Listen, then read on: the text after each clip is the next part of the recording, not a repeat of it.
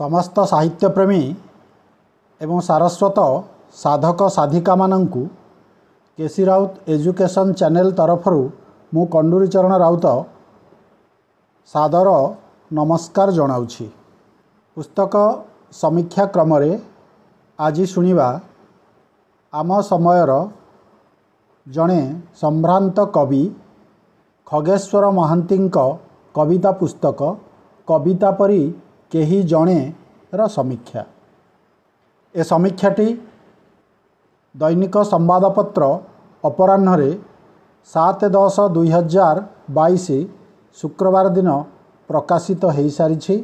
सेथिपाई खबर कागजर संपादक बंशीधर जेना भाई को आंतरिक धन्यवाद सहित कृतज्ञता जनाउछि। अनुरोध करी समीक्षाटी प्रथमरु शेष पर्यंत निश्चित भाव में शुणिबे एवं पसंद आसिले निजर सुचिंतित गठनमूलक मतामत रखिबे एवं जदि मो चैनल रे नुआ होइथांती सब्सक्राइब करि नथांती ताहले सब्सक्राइब करने को अनुरोध। ताहले आसंतु शुणिबा समीक्षाटी। कविता परी केही जणे कविंक मार्मिक उच्चारण।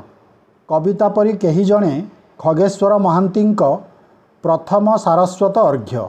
विजयिनी पब्लिकेशन शंकरपुर कटक द्वारा प्रकाशित कविता संकलनटी मोट 28टी कविता स्थानित। संकलनटी को निज बोऊ को उत्सर्ग करिछंती कवि। निज कविता संकलन संपर्क रे मो कथारे से कहिछंती, मोते लागे कविता परी केही जणे कोठी ना कोठी अछि निश्चय। आड़रुषा परे मनोई प्रेमिकाटे परी कविता मो कबाट ठक ठक करिछि, अथच कबाट खोली देखे तो केही न थाए पदारे। राति पाहिला बेलकु देखे मो कविता खाता सारा केही जणे मीठा मीठा उठ छुआ कविता सबु लेखिदेई केउआड़े अंतर्धान हो जाइछि। एमिति सबु हारिबा और जितिबा हजिबा और हजैबा भितरे मो मशगुल हुए। ए सबुकु तो नहीं मोर एई कविता परी केही जणे। तांकर काव्य पुरुष माँ माटीर मोह एड़े पारिनी। तांक कविता चारा गछ परी पृथ्वीर प्रत्येक कोणरू आलोक और वायु संग्रह करिपारे। चेर मृत्तिकार गभीरतम प्रदेशरू रस टाणे। सेथिपाई तो तांकर अधिकांश कविता भूमिलग्न माटी सहित संपर्कित। माटी ईश्वरी वसुधा एई माटी मुठाए माटीर बास्ना माटी मोह माटी को भल पाए बोली तो आदि कवितारे से वर्णना करिछंती धूसर माटीर मोह को अनुभविछंती तार मंत्रमुग्ध निबिड़ बंधन को। सेइथिपाई तो माँ परी संतानर दुर्बोध्य मनर मानसांक को सहजरे पढ़ी पारे माटी। कविता माटी ईश्वरी रे से लेखंती, माटी ही केवल जानिपारे मनीष मनर मार्मिक मानसांक। सहजरे पढ़ी पारे आम जन्म जीवन जातकर जटिल वर्णबोध। सहजरे बुझीपारे सबु हृदय और आत्मार विवर्ण व्याकरण। एई माटीरे जड़ित थाए अनेक सम्मोहन असुमारी स्मृति। से स्मृति हेई पारे शब्दमय अफेरा शैशवर श्यामल सारांश अथवा चपल तारुण्यर स्वर झंकार। तेणु तो कवि माटी मोह कवितार लेखंती, माटी तो सबुबेले एमिति जार प्रत्येकटी स्पंदन भितरे शब्दायित होइथाए मो अफेरा शैशवर अस्तमित अस्तराग चपल तारुण्यर स्वर झंकार, जहाकु प्रतिथर छुई जाए गोधूलीर गोपन लग्न। जार आकटपणर आढ़ुआल आपे आपे सजाड़ी हो जाए असजड़ा जीवनर अंका बंका रास्ता। से हेउछंती बापा। शैशवर शरधा बालीरू स्वर्ग द्वारर सवाशेष आलिंगन जाए जार स्नेह ममता बोला पणतकानी नीलचक्र पतित पावन नेता परी सबु विपद आपदरू रक्षा करे। से हेउछि बोऊ। बापा और बोऊ उद्देश्य रे रचित कविता गुड़िक है बापा बोऊ 1 2 3 माँ बोऊर पणतकानी आउ मो कुनी झियो। बोऊ संपर्क रे कविंक भाषा रे कहिले तो कोलकू यही थरे नुहे कि दुई थर भी नुहे 100 बार नुहे कि 1000 बार नुहे एमिति सबु जन्मरे सबु जीवनरे बारंबार फेरी आसवाकू इच्छा हुए बोली तो तू बो। ठीक सेहीपरि बापांक उद्देश्य से कहती जो मनीषटीर मुह गोटे नीरव झड़र अकुहा विज्ञप्ति परी आखि आगरे छल छल छवि परी जल जल दिशि जाउथाए से ही बोध हुए बापा, से ही बोध हुए बापा। प्रेम प्रणयर इंद्रियातीत काल्पनिक रूपर से जड़े स्पर्शकातर पूजारी। तांकर प्रेमानुभूति रे गभीर आत्मत्यागर भाव संबलित होइछि। से देह मध्य देई देहातीतर संधान देइछन्ति। प्रणयनीर रूपसागर मध्यरे कवि समस्त वेदना और जंत्रणा को समन्वय करिदेई एक महिमामय लोकोत्तर भाव को वर्णना करिछन्ति। केतेबेले नीरवतार नीरव दंशन रे लहुलुहान होइछन्ति तो केतेबेले नीरवतार ओढ़णी फांकरू प्रेमिकार तोफा चांदिनी परी गोरा मुह को देखी प्रेमरे उबुटुबु होइछन्ति। पुणी प्रेमिकार पुराणा प्रेम चिठी ता छम छम पादर पाउंजी कवि को करिछि मतुआला। तांको भाषारे आउ ए नीरवतार ही बेसी बेसी मने पड़े प्रेमिका।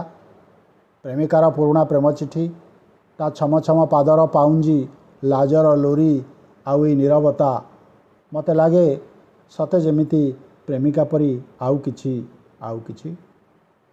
ए पंक्तिटी हेउछि नीरवता प्रेमिका आउ किछि कवितार गोटे सुंदर पंक्ति। प्रियतमार अकपट प्रीतिदान हस अश्रु अभिमान कविंक निकटरे महियान। प्रियार गोलापी गोधूली गभा और लाज अगणारे लहड़ी भांगुथिबा सात समुद्र नील नीरवतारे कस्तूरी मृगर बास्नारे कविंक आवेगमयता स्पष्ट परिदृश्यमान। एठी प्रेम देहरु देहातीत और अति मानसिक स्तर को उन्नीत होइछि। सेथिपाई तो से प्रियतमा कवितारे गाई उठिछन्ति।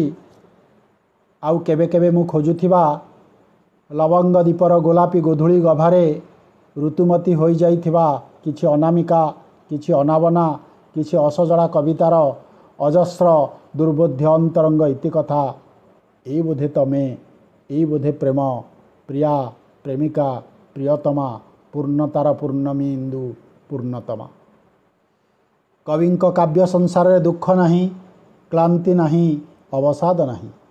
मधुसूदनंक भली मधुमय सृष्टि सुधामय सृष्टि ए सृष्टि अमृतमय है ओ गंगाधर मेहरंक विश्व देख मधुमय रे जीवन विश्व देख मधुमय। साहित्यर मधुमय अमृत आस्वादन रे कवि आत्मविभोर। तेणु माँ दुर्गांकर आवाहन रे भक्ति गदगद कंठरे गाई उठिचंती। चहटी जाऊ चारिआडे स्नेह श्रद्धा शांति मैत्री प्रीति दया क्षमा त्याग अहिंसा मनीष पणियार महक सबुरी ओठरे प्रतिध्वनित हेउ सर्वे भवन्तु सुखिनहर उच्चारण। ए धरा पालटी जाऊ मर्त्यर माटी वैकुंठ। तमे आसिब बोली देवी कवितारे सिंहवाहिनी माँ दुर्गा को सुमरी कवि खगेश्वर अविलंबे पहुँची जाती जगतर नाथ जगन्नाथंक निकटरे। कवि जन धर्मप्राण ओडिया तेणु कला ठाकुर को थरे मात्र चाहिदे भावभक्ति रे बतुरी जाती कवि। निज आखि लुहरे भक्ति रे भिजु थांती अहरह। तेणु निजकु देवदासी सजई प्रभुंक निकटरे अली करती। कला ठाकुर तुमको थरटिए चाहिदेले ना मो टोपा टोपा आखि लुहर शेष दीपरे शेष धूपरे शेष आलती रे कहीं केमिति भावरे बतुरी जाए। तेणु कवि एठी भाव विभोर होइछन्ति भक्ति रे मजिछन्ति एवं भिजिछन्ति मध्य। वास्तव रे कविता परी कही जणे कविता संकलनटी आंगिक और आत्मिक दृष्टि एक सार्थक सृष्टि। कवि खगेश्वर महांती देश माटीर गौरव बोधरे उच्चकित होई पड़ुथिबा प्रेमिल प्रीतिछन्न मनीषटीए। तांकर कविता गुड़िक कवि प्राणर उच्छ्वसित उच्चारण कविंक निजस्व विचार भल पाइबा अनुभूति दर्शन अनेक कवितारे मार्मिक भावे फुटी उठिछि। प्रतिटी समयर मुकसाक्षी होई कविता संकलनटी पाठक महलरे आदृति हेउ एई कामना सह ମୁଁ କଣ୍ଡୁରି ଚରଣ ରାଉତ ପୁଣି ଥରେ ସମସ୍ତଙ୍କୁ ନମସ୍କାର ଜଣାଉଛି ଏବଂ ଅନୁରୋଧ କରିବି ପୁସ୍ତକ ଆଲୋଚନାଟି ଆପଣମାନଙ୍କୁ ଭଲ ଲାଗିଥାଏ ତାହେଲେ ଚ୍ୟାନେଲକୁ ଲାଇକ୍ କରିବା ସହିତ ନିଜର ଗଠନମୂଳକ ମତାମତ ଦେଇ ଉତ୍ସାହିତ କରିବେ।